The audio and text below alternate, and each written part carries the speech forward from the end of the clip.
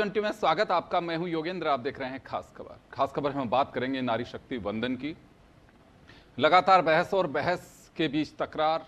मुद्दा वही कि परिसीमन हटा दीजिए, अगर हम सब वोटिंग में आपका सपोर्ट करने को तैयार हैं, लेकिन परिसीमन हटाए बिना सीटें नहीं बढ़ सकती। खैर, इसी बीच बीती रात 106वां संविधान संशोधन जो नारी शक्ति वंदन अधिनियम 2023 लागू किया गया है, उसकी अधिसूचना जारी की गई। क्योंकि कहा यह जाता है कि जब तक उसे लागू नहीं करोगे तब तक संशोधन कैसे आएगा। हालांकि कुछ लोगों का यह भी कहना है कि बहुत सारे ऐसे कानून हैं जिन्हें बिना लागू किए उसमें संशोधन आ गया है। खैर, हमारे साथ इस पूरे मुद्दे पर चर्चा करेंगे ज्योति खंडेलवाल जी हैं, भाजपा प्रवक्ता। ममता शेखावत जी समाजशास्त्री हमारे साथ में हैं और अनुश्री कांग्रेस से हमारे साथ जुड़ रही हैं। सभी का स्वागत है। मैं ज्योति मैम आपके पास में आना चाहूँगा। विपक्ष का ये कहना है कि परिसीमन क्यों, 543 पे भी आप कर सकते हैं, और अगर परिसीमन बढ़ाना है तो इसमें कोई ना कोई सरकार एक भ्रम की स्थिति पैदा कर रही है। सरकार का कहना है कि विपक्ष भ्रम पैदा कर रहा है, तो भ्रम पैदा कौन कर रहा है? देखिए, मैं बहुत साफ कहना चाहूँगी कि विपक्ष मुझे समझ ही नहीं आ रहा किस बात का विरोध कर रहा है। कहने को वो ये कह रहे हैं बार बार, हम महिला आरक्षण के विरोध में नहीं है, और दूसरी तरफ ये भी कह रहे हैं कि हम इसको पास भी नहीं होने देंगे। तो अब ये कैसा भ्रम है और ये किसका भ्रम है, ये हमें तो समझ में आ नहीं रहा।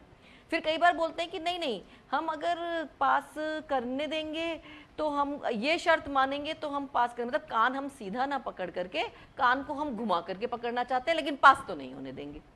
अब महिला आरक्षण बिल कोई आज का बिल नहीं होगी जी, हमने तो बहुत बार इस बारे में लेकर के बहुत डिबेट्स किए हैं। कई बार ये बिल सदनों में आया है, चर्चा हुई है, और एक बहुत अवेटेड बिल है। बहुत ज़्यादा इंतज़ार महिलाओं ने अपने इस अधिकार के लिए किया है, क्योंकि हम जानते हैं कि बिना बिल के तो महिलाओं को अपना ये हक और अधिकार मिल पाना, हम देख रहे हैं कि कितनी % महिलाएं सदनों में पहुंचती हैं। और हम ये भी देख रहे हैं कि किस तरीके से अगर पंचायत राज में और नगर निकायों में महिलाओं को आरक्षण मिला तो वहाँ पर महिलाओं ने अच्छा काम करना शुरू किया, उनकी नेतृत्व क्षमता और ज़्यादा निखर करके सामने आई। तो ऐसे में इस बिल को मैं तो मानती हूँ कि प्रधानमंत्री जी ने अपनी बहुत प्रतिबद्धता दिखाई है कि इसका रास्ता निकाल करके कैसे भी इस बिल को जल्दी ला करके, और 2029 में और 28 के जो विधानसभा के चुनाव है उनमें भी इस बिल को लागू किया जा सके, और महिलाओं की संख्या विधानसभा में और लोकसभा के सदनों में बहुत अच्छी 33% होगी। और कंधे से कंधा मिला करके मुझे तो लगता है कि अगर संख्या बढ़ रही है तो ये तो अच्छी बात है। इसमें तो पुरुषों की संख्या भी बढ़ रही है, महिलाओं की संख्या भी बढ़ रही है। और मैं एक बात और कहना चाहती हूँ, मुझे नहीं समझ में आ रहा कि विपक्षी दल की महिलाएं क्यों इस बात को लेकर के आगे नहीं आ रही हैं। क्योंकि ये कोई किसी एक दल की महिलाओं के लिए रिजर्वेशन नहीं है कि रिजर्वेशन हो जाएगी तो भाई बीजेपी की महिलाओं को बड़ा फायदा हो जाएगा, सत्ताधारी पार्टी की महिलाओं को तो बड़ा फायदा हो जाएगा, दूसरी विपक्षी दल की पार्टियों को जो है बड़ा नुकसान हो जाएगा। अरे भाई, उधर भी उतने ही मौके मिलेंगे महिलाओं को चुनाव लड़ने के, महिलाओं को आगे आने के। और महिलाएं चाह क्या रही हैं, यही तो चाहती है जितना जल्दी मौका मिलेगा वो पॉलिसी निर्धारक बन पाएंगी, कंधे से कंधा मिला करके अगर देश की राजनीति में अपनी भूमिका निभा पाएंगी तो उसके निश्चित रूप से सकारात्मक परिणाम सामने आएंगे, और वो देश के विकास के लिए, राष्ट्र के हित के लिए उपयोगी है। 50% आबादी जो है वो अगर देश के विकास में अपना योगदान कंधे से कंधा मिला करके पुरुषों के साथ दे रही है। हम कोई टकरार थोड़ी ना कर रहे हैं, झगड़ा थोड़ा करना चाहते हैं कंधे से कंधा मिला करके हम देश के विकास में अपनी भागीदारी को सुनिश्चित करें। और उस 50% आबादी को अगर सुनिश्चित किया जाता है तो निश्चित रूप से देश के विकास को पंख लगेंगे। हम जो 2047 तक विकसित भारत का सपना देखते हैं, निश्चित रूप से उसमें महिलाओं की भूमिका एक बहुत सकारात्मक रूप से काम में आ सकती है, जिसका एक बहुत अच्छा संदेश, क्योंकि महिलाओं की हम जानते हैं भारत में, देखिए, नारी का एक अलग स्थान हमेशा से रहा है। उनके काम करने की शैली भी बहुत अलग रही है। उनको एक जिम्मेदारी की जो बात जो हम देखने में आती है कि वो घर परिवार को और बाहर को और भीतर को, क्योंकि हमने जहां जहां, केवल राजनीति ही नहीं, जहां जहां जिस जिस क्षेत्र में महिलाओं को जैसे जैसे हमने अवसर दिए, उन्होंने अपने आप को साबित करके दिखाया और एक बहुत ही अच्छे परिणाम वहां पर नजर आए। तो ऐसे में केवल विरोध करने के, हम विपक्ष में हैं और हमको विरोध ही करना है, इसलिए हम विरोध ही करेंगे। मैं तो ये कह रही हूँ, मैं एक बात के साथ बात खत्म कर दूंगी कि ये तो ऐसी बात हो गई कि अगर परिसीमन के साथ ला रहे हैं तो बोल रहे कि परिसीमन के साथ क्यों ला रहे हो, परिसीमन के बिना लाते हैं तो बोलते कि हम परिसीमन हुए बिना हम तो नहीं होने देंगे इसको लागू। आप सीटें कम करके इसी आज की स्थिति में उसी में लागू करते तो बोलते कि आप उसमें क्यों लागू कर रहे हो, आप सीटें बढ़ा करके फिर ही लागू करो, बढ़ा करके लागू कर रहे हैं तो बोल रहे कि आप बढ़ा के क्यों लागू कर रहे हो, ऐसे लागू करो। तो ऐसा लग रहा है कि विपक्ष को खुद को समझ में नहीं आ रहा, उसको सिर्फ और सिर्फ केवल विरोध करना है। लेकिन मैं ये कहना चाहूंगी 50% आबादी देख रही है कि कौन अपनी प्रतिबद्धता से महिलाओं को उनका हक और अधिकार देना चाहता है और कौन नहीं देना चाहता। चलिए, आपका एक आरोप तो सीधा ये है कि विपक्ष केवल इसमें विरोध की रस्म अदायगी कर रहा है। अनुश्री हमारे साथ में है, कांग्रेस प्रवक्ता। अनुश्री, आपने सुना ज्योति जी का कहना है कि इसमें इससे कोई खामी नहीं है, केवल एक रस्म अदायगी है विपक्ष की, जो बस विरोध करना है। जी देखिए, मैं इस चीज़ को नहीं समझती हूँ। बात विरोध की नहीं है, बात विपक्ष विरोध तो कर ही नहीं रहा है, हम यहाँ क्वेश्चन मार्क पैदा कर रहे हैं। क्योंकि जिस तरीके से ये डबल स्टैंडर्ड से यू टर्न मारा है इन्होंने, जब 2023 में ये सितंबर 2023 में आया था, तब विपक्ष ने मांग करी और तमाम अन्य पार्टियों ने मांग करी कि इसको आप तुरंत लागू करो। तब इन्होंने बोला कि नहीं, अभी तो जनगणना होगी, उसके बाद परिसीमन होगा और उसके बाद हम इसको लागू करेंगे। आज 30 महीने बाद मैं इनसे पूछती हूँ, आज 30 महीने बाद अचानक से ऐसा क्या हो गया कि ये 2011 की जनगणना के आधार पे इसको लागू करना चाह रहे हैं। मुद्दा यहाँ पे नारी शक्ति वंदन अधिनियम का नहीं है, आधी आबादी की पूरे हक का नहीं है। यहाँ मुद्दा ये है डिलिमिटेशन का। डिलिमिटेशन के नाम पे जो ये खेल करना चाह रहे हैं, उस चीज को समझना चाहिए।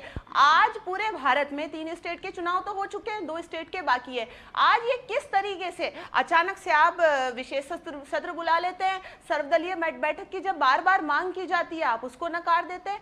तो कहीं ना कहीं जो ये राजनीति खेली जा रही है वो डिलिमिटेशन की राजनीति है।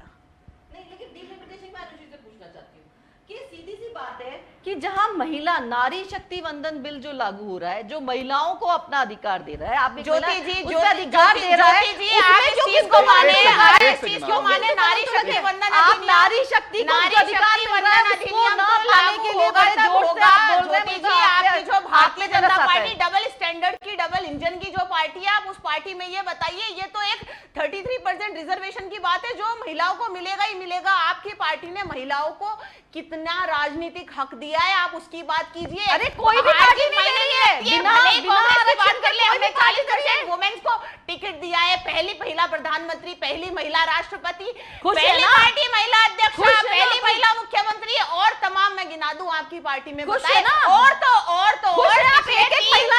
पिछले 3 सालों से हमारे ऑर्गेनाइजेशन स्ट्रक्चर में 33% रिजर्वेशन कांग्रेस पार्टी के हर यूनिट में 33% रिजर्वेशन कांग्रेस पार्टी के हर यूनिट में मिल रहा है।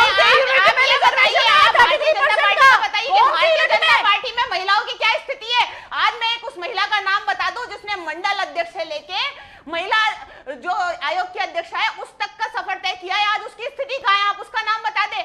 आज महिलाओं की जो दुर्गति कर रही है आपकी भारतीय जनता पार्टी, वो आपसे और मेरे से छुपी हुई नहीं है। आप भले स्क्रीन पे बैठ के कुछ भी बोल ले, लेकिन महिलाओं की क्या स्टेज है इस चीज के बारे में आप भली बात ही जानती है। 33% की बात ना करे, आप इस चीज को करें। अगर इतनी साफ सुथरी आपकी भारतीय जनता पार्टी है तो क्यों नहीं? अरे वो तो मिलेगा तब मिलेगा, आप उस चीज को पहले ला दीजिए ना, महिलाओं को हक तो दीजिए। आप भूल गई हैं क्या, जब 1930 में सरदार वल्लभ भाई पटेल के नेतृत्व में कराची अधिवेशन हुआ था, तब वन वोट वन नेशन का जो सिद्धांत लागू हुआ था। भारत ऐसा राष्ट्र था जिसमें महिलाओं को वोट करने का अधिकार आजादी के पहले हो जाएगा। अमेरिका से खुश हो जाएगा, चिल्ला चिल्ला के बोलने का सही नहीं मिल पाया है, खुश होने से कुछ आज हक मिल रहा है आपको, आज अधिकार मिल रहा है आपको।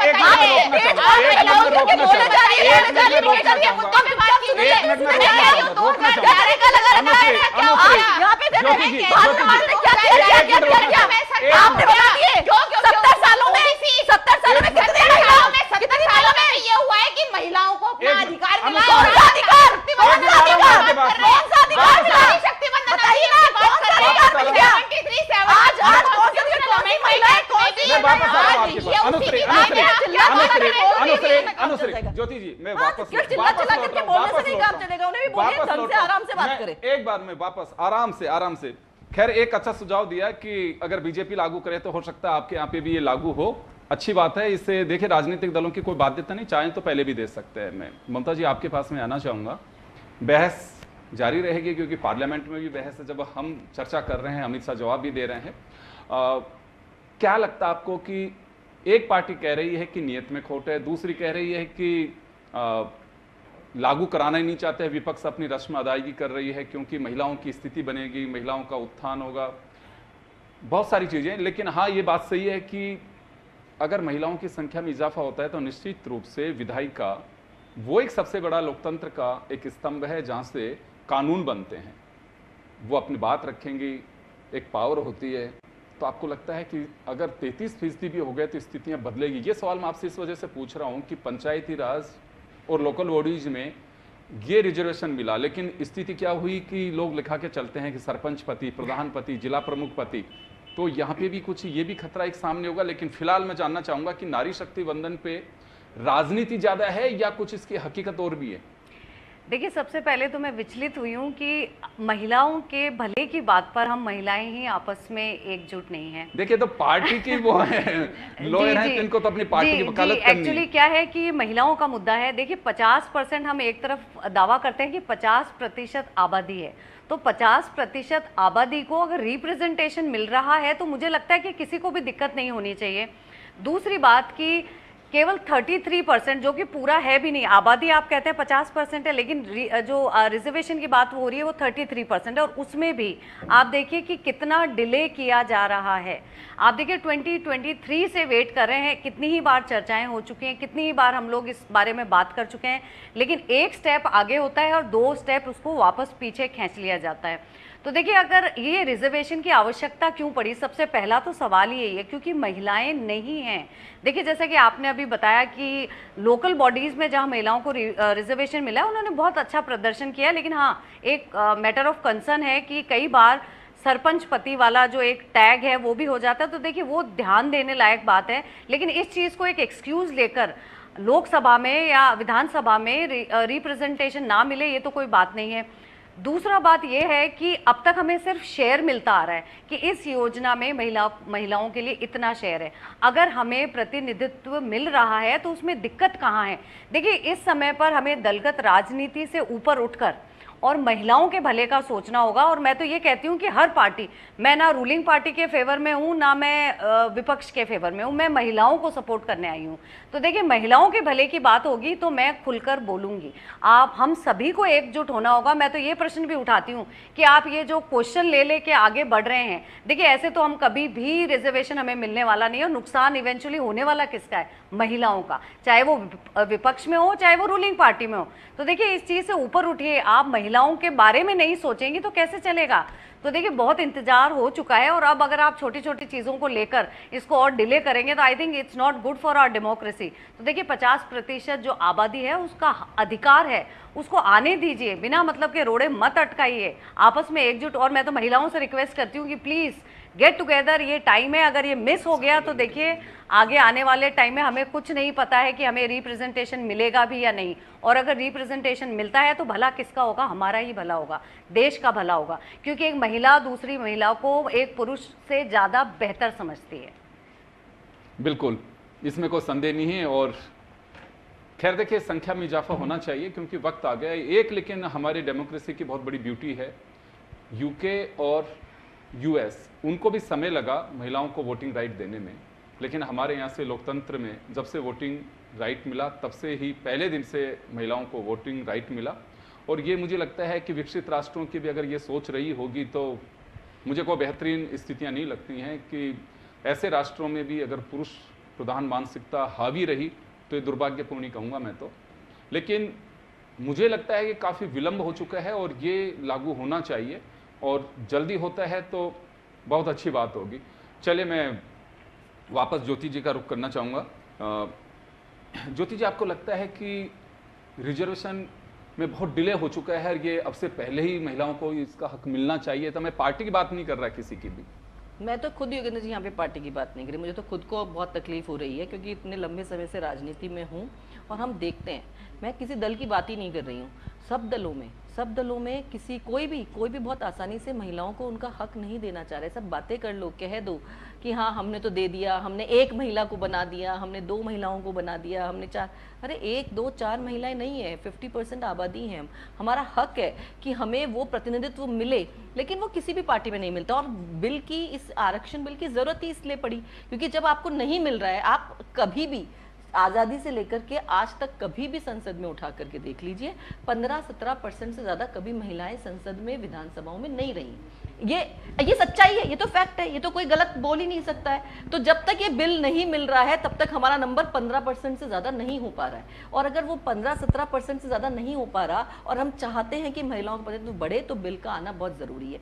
देखिए, मैं मानती हूँ कि किंतु परंतु आप महिला आरक्षण बिल हम पास करना चाहते हैं, लेकिन ये सब कुछ केवल महिलाओं के समय पर ही क्यों? लेकिन कितने सारे बिल बिना चर्चा के पास हो जाते हैं जिनका कोई औचित्य नहीं होता केवल। लेकिन महिलाओं का जहां मामला आया, लेकिन, किंतु, परंतु, ये, वो, इफ, बट, अरे भाई पास होने से डिलिमिटेशन में अगर कोई आपत्ति है आपको, तो डिलिमिटेशन के वक्त भी आपत्तियों को उठाया जा सकता है। अगर आपको आपत्ति है कि हमको कि, और फिर सबसे बड़ी बात ये होती है, आपने 2023 में क्यों नहीं लागू किया? आपने 23 में लागू नहीं किया, आपने 24 में नहीं होने दिया, इसलिए आज भी हम नहीं होने देंगे। अरे भाई, जब आप तब होने देना चाह रहे थे तो आज भी होने दो। कोई चीज अगर ऑलरेडी 4 साल डिले हो चुकी है, 3 साल डिले हो चुकी है, पिछले चुनावों में नहीं हुई है, तो उसको हम इस चुनावों में भी नहीं होने देंगे। ये तो कोई लॉजिक नहीं कि भाई अगर आपने नहीं मैंने ज्योति जी, ये तो बड़ा अफसोस। मैं तो एक महिला होने के नाते और राजनीतिक रूप से भी अगर हम देखते हैं तो मुझे तो अफसोस होता है। मैं वापस आऊंगा आपके पास में, और मैं आपको अमित शाह क्या कह रहे हैं वो सुनवाता हूं, फिर अनुश्री आपके पास में आता हूं। उन्होंने ये कहा कि अभी क्यों लाए, तो मैं ये बताना चाहता हूं कि जो नारी शक्ति वंदन अधिनियम आया, उसमें जिक्र है कि 2026 के बाद होने वाली जनगणना के बाद जो परिसमन होगा उसमें महिलाओं के लिए आरक्षण सुनिश्चित करेगा। अब ये पूछते हैं तो उस वक्त काफी सदस्यों ने पूछा है कि बिल लाते वक्त आपने जिक्र क्यों किया 26 के बाद की जनगणना? मान्यवर, हमने नहीं किया है। 71 में इनकी सरकार थी, इंदिरा जी की सरकार थी, तब इसको फ्रीज कर गई थी, और वो फ्रीज के कारण हमें इसका जिक्र करना पड़ा। वो फ्रीज की हुई सीटों की संख्या उठाते हैं तभी ये नारी शक्ति वंदन अधिनियम का इंप्लीमेंटेशन होता है, इसलिए हम लेकर आए। और 71 से अब तक सीटों की संख्या फ्रीज रही, और चलते चलते चलते मैं कुछ सीटों का नाम बोलना चाहता हूं माननीय। मलकाजगिरी तेलंगाना 48 लाख संख्या मतदाताओं की, बेंगलुरु उत्तर 29 लाख संख्या, बेंगलुरु दक्षिण 29 लाख संख्या, गाजियाबाद जहां से कभी रक्षा मंत्री जी भी सांसद रहे 28 लाख संख्या, उत्तर पश्चिम दिल्ली 27 लाख संख्या। 127 सीटें ऐसी है मान्यवर जिसमें 20 लाख से ज्यादा वोटर्स है, 20 लाख से ज्यादा। अब मुझे कोई बताए भला, जहां 48 लाख वोटर है वो सांसद कैसे 48 लाख मतदाताओं की अपेक्षाओं के साथ अपने आप को मैच करता है? इसकी पूर्ति अरे अखिलेश भाई, एक लेवल की बात चल रही है यार, कहां केंद्रीय विद्यालय कर रहे हो अभी? इसका समय आएगा।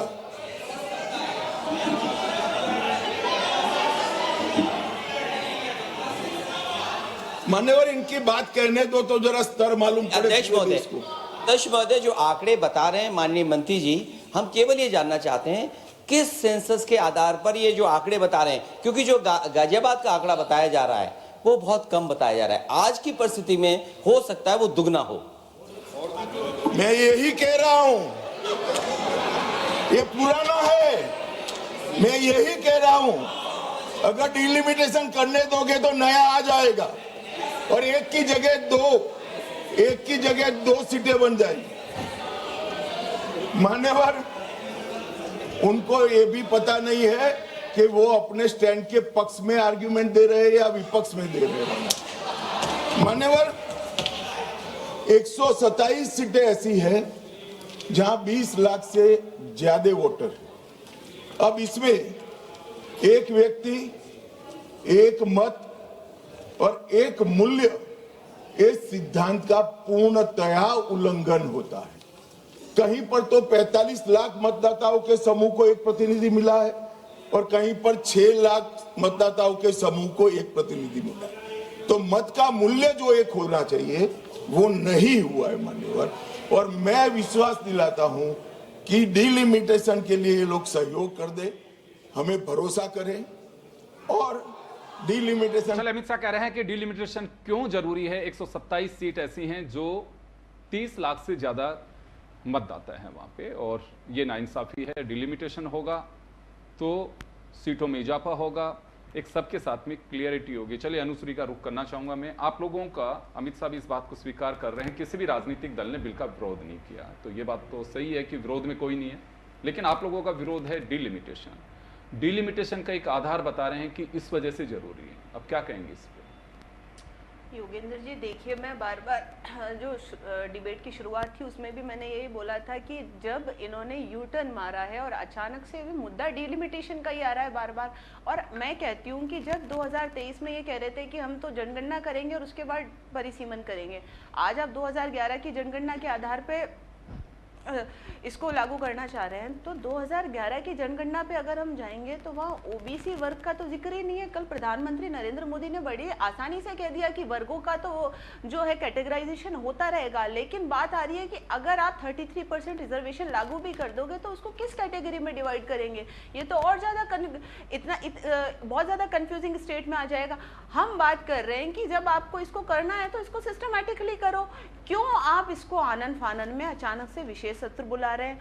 फिर बार बार ये कहते हैं कि हम विरोध तो हम आज भी नहीं कर रहे हैं, हमने 2023 में भी नहीं किया। हमको तो इनकी नीयत पे संदेह है कि आज अचानक से इनको ऐसा क्या हुआ कि ये 30 महीने बाद यू टर्न मार के, जब विपक्ष कह रहा था 2023 में तब तो इनको ये बात समझ नहीं आई, और आज अचानक से ये अपनी बात पे आ रहे हैं कि कोई नहीं दे रहा है, दुरुस्त है। अभी ये बड़ी बहन है, वो भी मान रहे हैं कि भाई 4 साल बाद आ रहे हैं तो आ रहे हैं, लेकिन कहीं ना कहीं ये जो डिलिमिटेशन की राजनीति है बहुत ही गलत है। और रही बात महिला आज की तारीख में अपने आप में सक्षम है, महिलाओं का परसेंटेज भी बढ़ता जा रहा है, तो इस चीज को कहीं ना कहीं अपने आप में भी अमल में आएंगे। लेकिन डिलिमिटेशन कहीं ना कहीं जिस तरीके से भारतीय जनता पार्टी जो डिलिमिटेशन की राजनीति खेल रही है वो गलत है।